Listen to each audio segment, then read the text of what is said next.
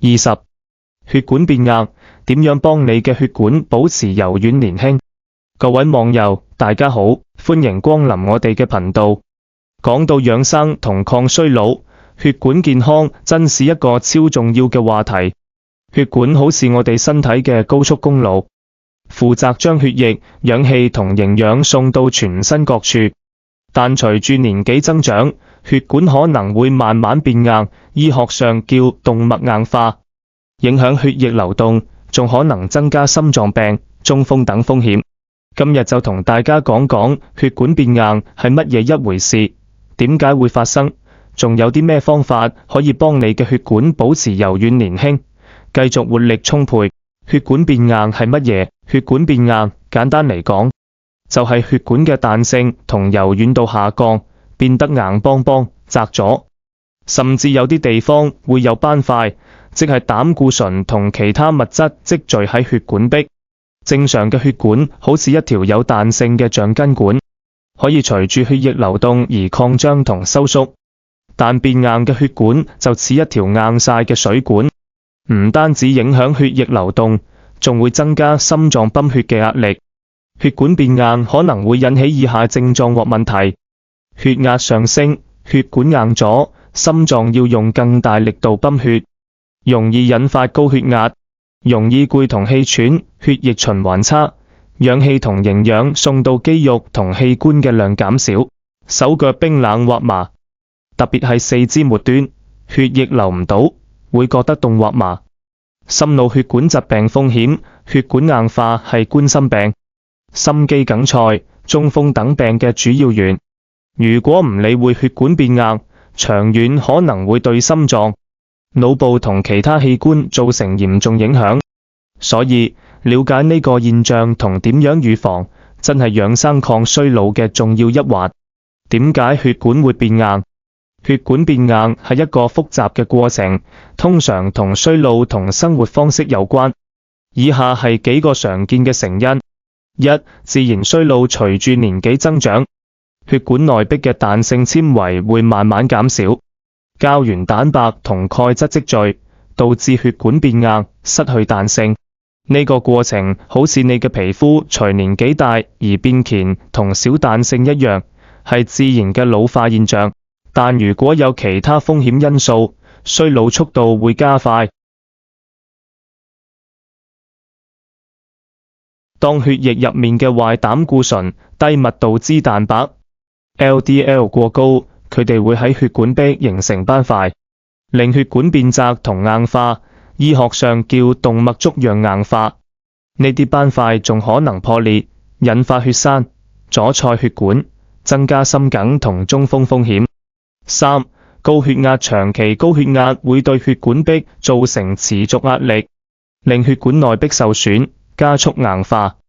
同時，血管硬化又會進一步推高血壓，形成惡性循環。四、不健康嘅生活方式，飲食問題，高脂、高糖、高鹽飲食會增加膽固醇同血壓，加速血管硬化。例如經常食炸雞、漢堡、加工食品，血管真係好易塞車。吸煙，香煙入面嘅化學物質會損害血管內皮細胞，促進斑塊形成，仲會令血管收縮。缺乏運動，唔屈動會令血液循環變差，仲可能引發肥胖同高血脂，間接影響血管健康。壓力過大，長期壓力會令身體分泌過多壓力荷爾蒙，例如皮質醇，損害血管內壁，增加硬化風險。五、慢性疾病，一啲慢性病，例如糖尿病、慢性腎病或甲狀腺問題，都會加速血管硬化。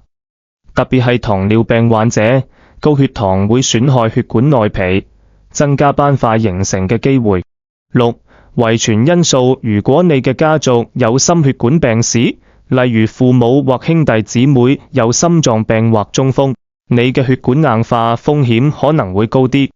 遺傳雖然改唔到，但後天嘅努力可以幫你減低風險。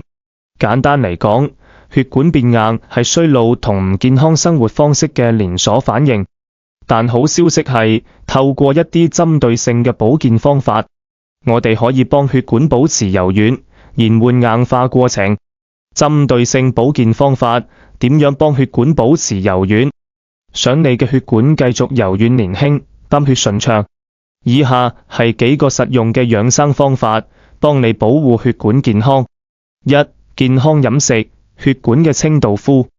血管愛健康嘅食物，以下係幾個飲食貼士：多食抗氧化食物，新鮮蔬果，例如西蘭花、藍莓、番茄、全穀物、燕麥、糙米、堅果同魚類。三文魚富含 Omega-3 脂肪酸，有助降低膽固醇，保護血管內壁。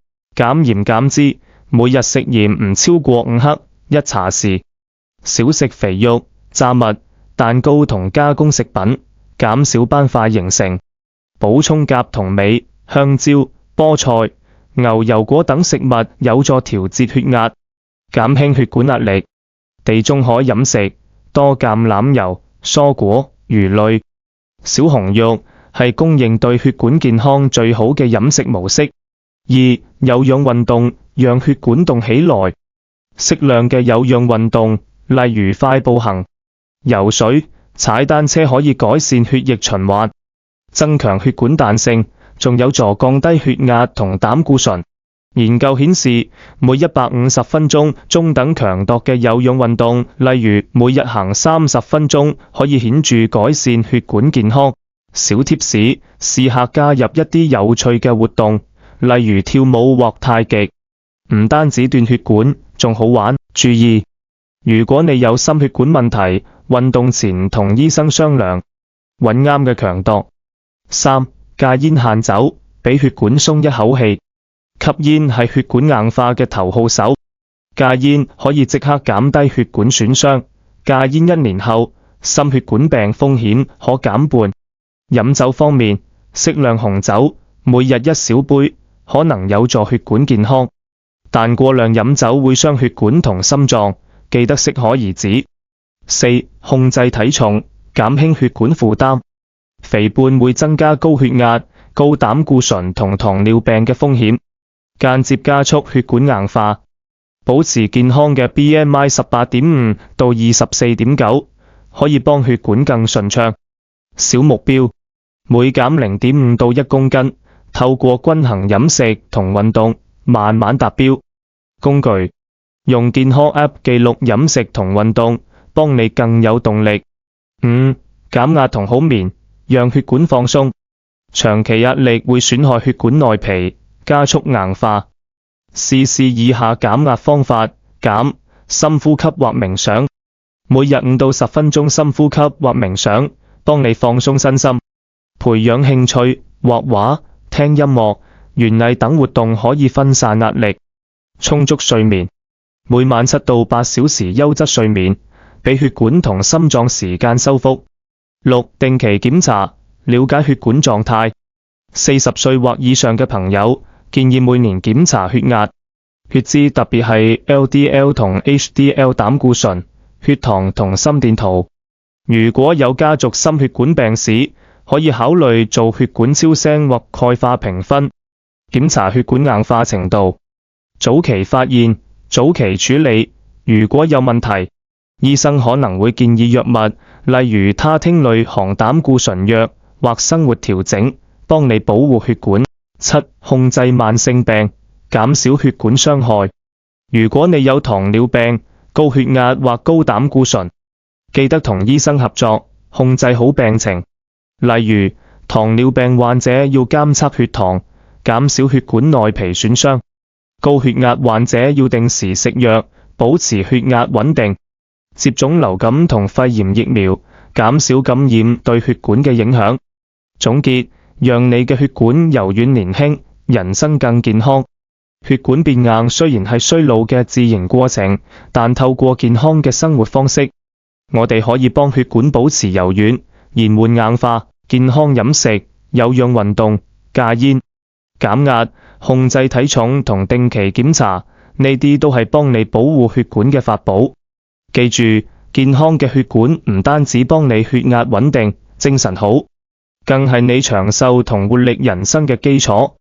由今日開始，俾啲愛你嘅血管啦，試下每日食多啲蔬果，行多啲路，或者花啲時間同家人朋友傾心事。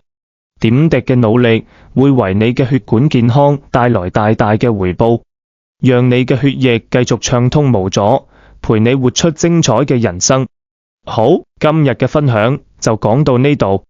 喜歡呢條片嘅朋友，請留言、點讚、分享，同時亦都希望未訂閱我哋頻道嘅朋友，請多多訂閱我哋嘅頻道。拜拜，下條片再見。